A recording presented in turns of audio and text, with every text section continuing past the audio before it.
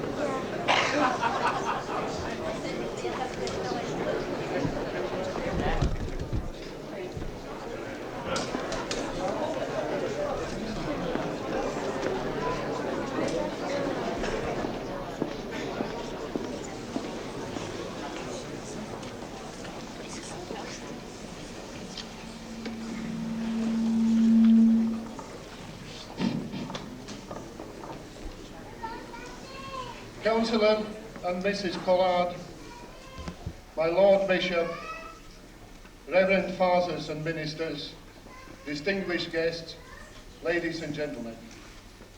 It is my pleasure to welcome you here tonight at our Captive Nations concert. We are tonight departing from a long-standing tradition of not bringing politics into the proceedings. To break with this tradition is dictated by circumstances, which I hope you will understand and forgive. In memory of the most recent freedom fighters who have given their lives for freedom, the 13 Lithuanians and the Russian soldier who were killed in Vilnius, the 4 shot dead in Riga, and the Allied soldiers and airmen killed in Persian Gulf, I ask you to rise and remember them with a short silence.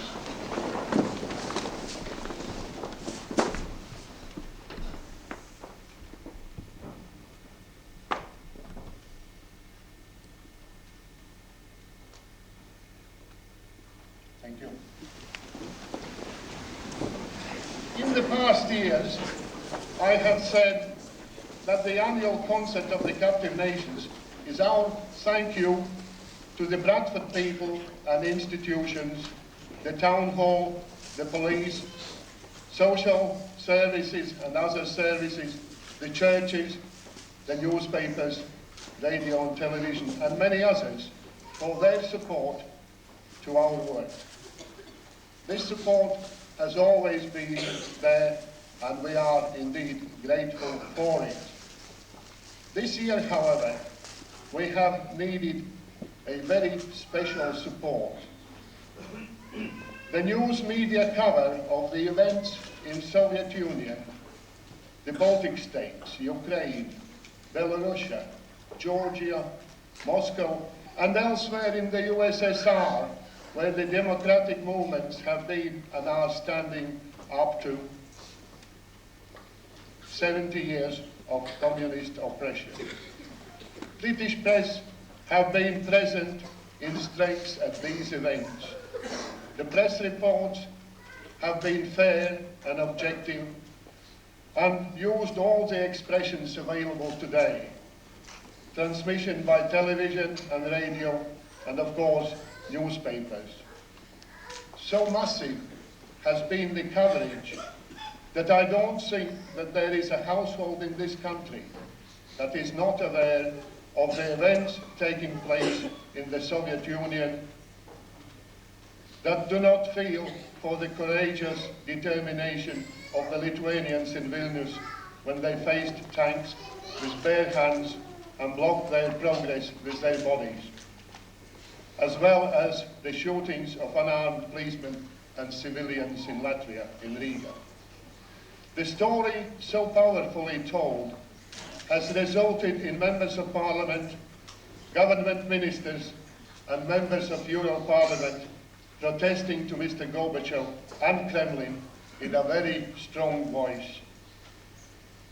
Of the provincial newspapers leading in reporting these events in the Baltic states and other republics is Telegraph and Argus in Bradford.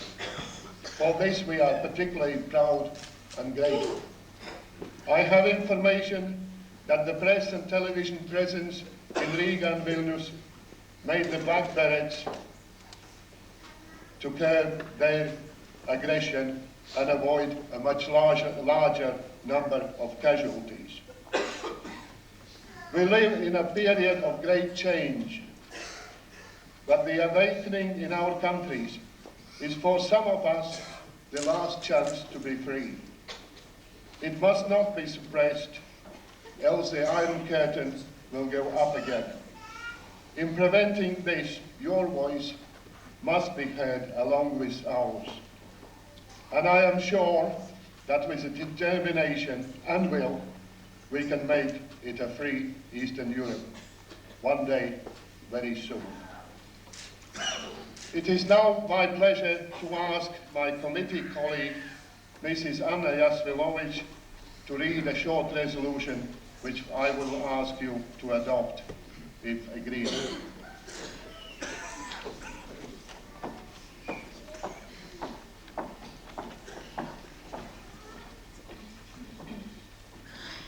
We, the representatives of the above 6 East European communities, are observing with dismay Mr. Gorbachev's reversal to the hardline communist policies in the USSR. It happens at a time when Western powers are engaged in hostilities in the Persian Gulf and are least inclined to take concrete steps in defense of the democratic movements in the constituent republics of the USSR. Yet we are witnessing tremendous press and media support in covering the killings in Vilnius and Riga, demonstrations in Moscow, and the ongoing debate between the leaders in the Kremlin and the elected representatives from the republics. This publicity has raised public opinion, and voices from Her Majesty's government, ministers and members of parliament have come out in support of the democratically elected leaders in the republics, causing Gorbachev to suspend further atrocities. Realizing that only a determined stand by the Western governments will halt the USSR's return to the age of oppression, we appeal to the West, 1. To suspend all payments and loans to the Kremlin and Gorbachev, 2.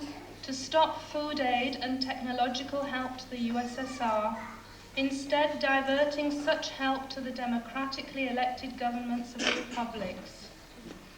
3. To insist that Mr. Gorbachev immediately starts discussions with Estonian, Latvian and Lithuanian governments in order to arrive at a negotiated return to their independence. 4. Similar discussions to be conducted with the republics of Ukraine, Belarus, Georgia, Russian Federation, and all other republics which have voted to become sovereign nations to determine their future status. 5. To demand that those serving and being called up to serve in the Soviet armed forces are allowed to serve in the ethnic boundaries of their respective republics. 6. to postpone the Bush-Gorbachev summit and the Human Rights Conference in Moscow until such time when the negotiations with the Baltic states and other republics have been completed to mutual satisfaction.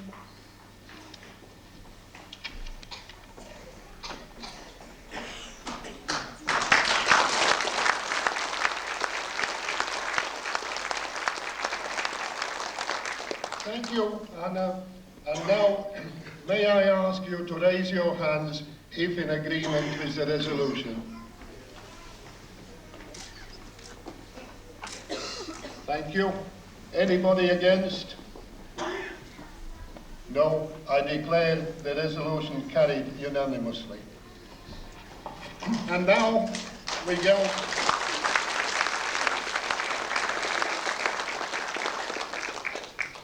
forward to the bit that you've been waiting for, and that is the concert part, which will be compared by my committee colleague, Irene Chorik. Irene, may we have you, please? Thank you. The curtain will close, and she will lead the rest of the proceedings.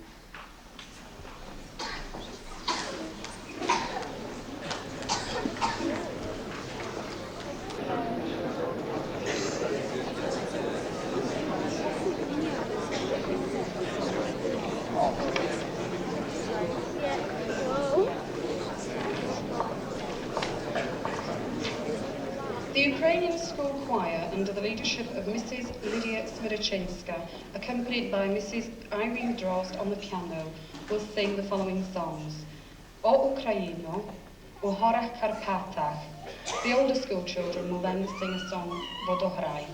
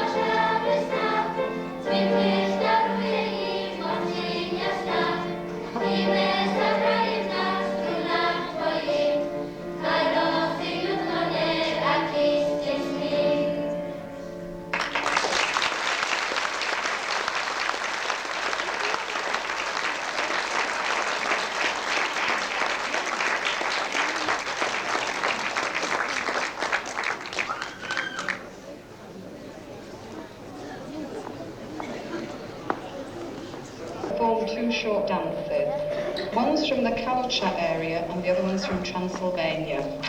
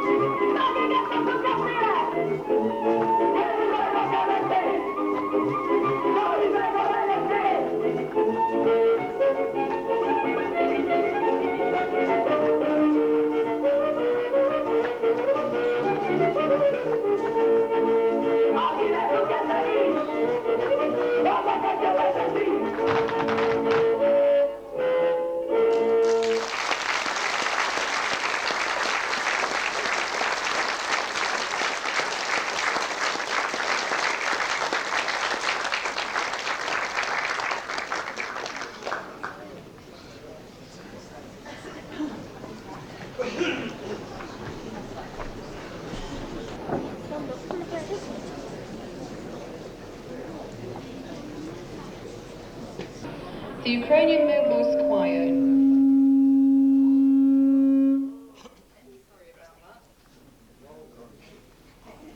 I'll try again. The Ukrainian male voice choir, Duma, from Keighley, conductor Mr. J. Homishak, and on the piano Mrs. E. Homishak, will perform two songs, Karpaty and Po Sadoczku Chodżu.